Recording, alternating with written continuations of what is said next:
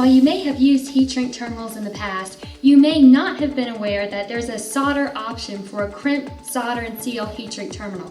Today I'm going to walk you through how easy it is to get a solder joint using a Crimp Solder and Seal heat shrink terminal.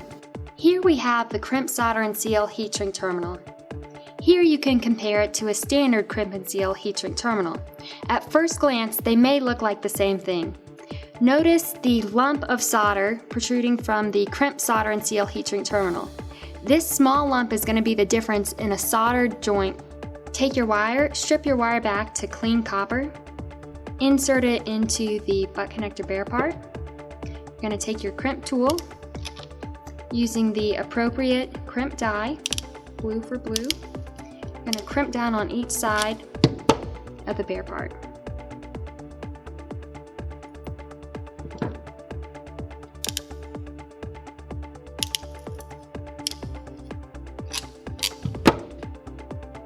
While we're shrinking down the tubing, we're actually going to heat up the solder piece in the middle.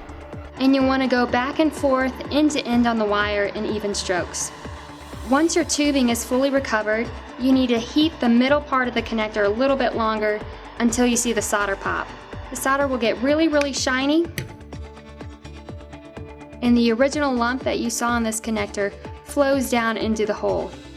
Now your two wires that have been crimped together are sealed with a boat of solder underneath it so that there's no voltage drop, no current interruption, and no water or contaminants can enter into your wiring repair.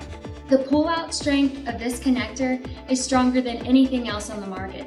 The wire will actually break before this connector pulls apart.